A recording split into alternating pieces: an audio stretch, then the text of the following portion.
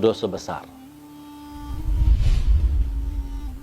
Zina ini bergaulan seorang laki dengan wanita yang bukan muhrimnya. Lebih besar lagi kalau wanita ini muhrimnya. Na'udzubillah min dzalik. Wanita ada hubungan keluarga maupun tidak ada hubungan keluarga belum dihalalkan melalui akad nikah, ijab kabul, berarti hubungan mereka itu zina. Allah Subhanahu wa taala ketika di dalam Al-Quran melarang zina ini, Allah tidak berfirman jangan berzina, tetapi Allah berfirman wala taqrabuz zina, jangan mendekati zina. Karena orang berzina tidak akan mungkin begitu saja langsung jatuh kepada zina. Pasti ada proses awal yang membuat hati kita cenderung kepada zina. Pandangan mata, telinga mendengar, lidah berbicara. Sekarang berbicara lidah kita diwakili oleh WhatsApp.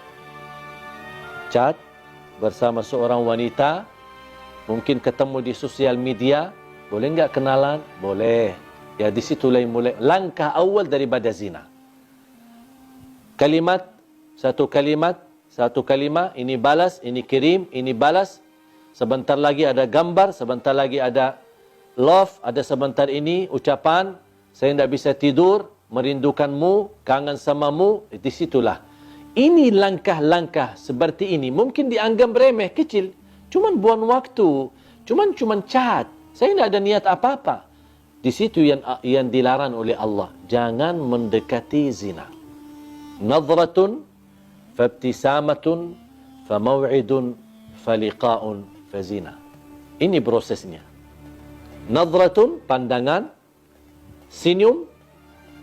Ya, pas habis pandangan apa? Senyum kan? Kalau sama-sama suka pasti senyum. Kalau tidak suka, tak mungkin diperhatikan. Tapi ini yang bahaya di sini. Wal ainu tazni wa zinahan nadhar. Sebagaimana bersabda Rasulullah, pandangan mata berzina. Mata berzina dan zinanya mata adalah mempandangi sesuatu yang haram. Nadratun fabtisamatun. Langkah awal melihat. Pandangannya menarik. Tertarik, bahkan ada yang sampai melihat terus ikutin. Aduh, cantiknya luar biasa. Di situ sudah mulai bahaya.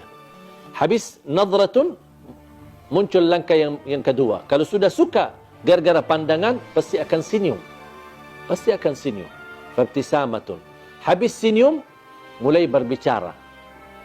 Ya, boleh enggak kenalan? Ini nomor saya. Nama saya. Nama kamu? Kamu kerja di mana? Mulai ngobrol. Awal-awalnya umum. Sedikit demi sedikit, kalau sudah akraban, baru kita. Awal-awalnya katanya ta'aruf. Ta'aruf.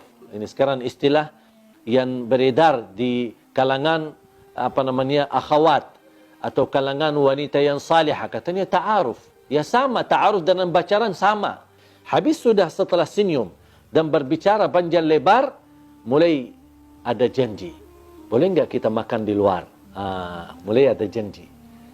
Ayo kita jalan-jalan ke pantai malam minggu, kita ke mall, kemana, ada janji. Habis janji, faliqa, pertemuan. Kalau sudah bertemuan, pasti akan na'udzubillah. Kalau bukan dilindungi oleh Allah, sudah lemah hawa nafsu, lemah iman, sahwatnya sudah tinggi, dan proses langkah-langkah yang begitu banyak, ujung-ujungnya habis bertemuan, pasti diajak untuk bersama-sama malam hari atau tiduran bareng. Disitulah awal-awalnya dipermudahkan, dianggap remeh, dianggap enteng, biasa aja, tapi ujung-ujungnya jatuh kepada zina. Ketika sudah terlanjur berzina, baru mereka dua-duanya sadar.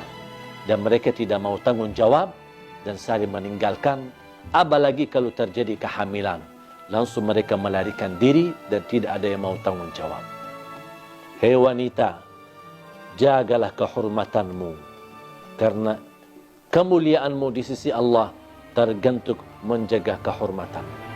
Wahai laki-laki, bertakwalah kepada Allah Subhanahu wa taala.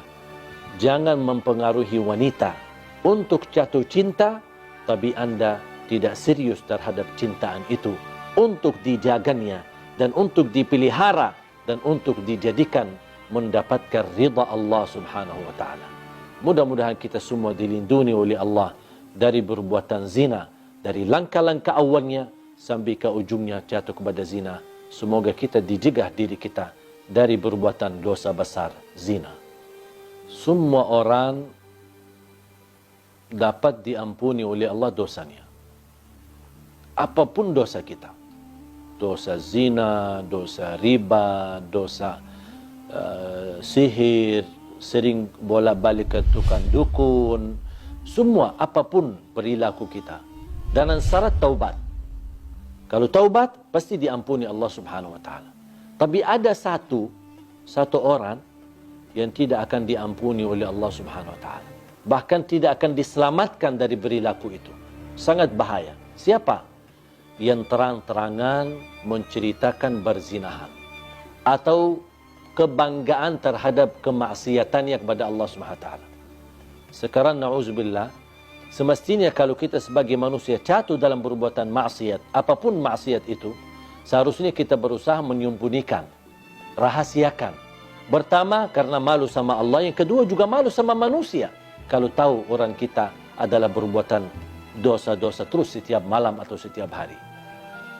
Tetapi ada orang yang melanggar dan dia membuka hijab sifat malu dan tidak ada rasa malu sama sekali. Tidak ada rasa malu sama Allah dan tidak ada rasa malu sama manusia. Dan dia terang-terangan menunjukkan kebanggaannya terhadap perilaku dosa dan maksiatnya. Apalagi kalau perilaku itu tergantung dengan orang lain. Misal dia laki-laki, dia sudah berhasil mempengaruhi seorang wanita sambil berzina. Mungkin dia bisa mengambil fotonya, bisa dia pernah shot videonya, kemudian dia sharekan kepada teman-temannya, aku sudah berhasil menggauli dia. Aku berhasil berhubungan dengan dia dengan cara yang haram. Dia merasa bangga, aku sudah berhasil dapat menjatuhkan 10 wanita. Ada yang merasa bangga, saya bisa lebih banyak daripada kamu. Dan ini sebenarnya, hal ini bukan lucu, tapi justru mendatangkan kemurkaan Allah untuk Anda. Bisa menghadirkan azab yang tidak dapat di sisi Allah ampunan dosa itu. Rasulullah SAW bersabda, Kullu ibnu Adam mu'afa illa al-mujahirun. Semua orang-orang diselamatkan oleh Allah. Diberikan afiat dari perilaku maksiat dan dosa. Kalau ada tanda keseriusan taubat, pasti diampuni Allah dan kembali kepada jalur yang benar. Kecuali kata Rasulullah, illal mujahirun, orang-orang yang suka membuka aib dosanya, menceritakan kepada orang lain, bahkan dia shot kepada sosial media terhadap perilaku maksiat dan dosa sehari-harinya. Inilah mereka yang dijamin tidak selamat dan dijamin tidak diampuni, bahkan dijamin tidak akan diterima dan diberikan kemudahan agar dia sadar dan kembali taubat kepada Allah SWT. Hati-hati. Apalagi kalau beredarkan beritanya, menyebarkan berita, tergantung menyakiti orang lain. Itu sangat bahaya. Dan sebagaimana kita berusaha membuka aib orang lain, ingat akan Allah Subhanahu wa taala buka aib diri kita walaupun kita sembunyi di dalam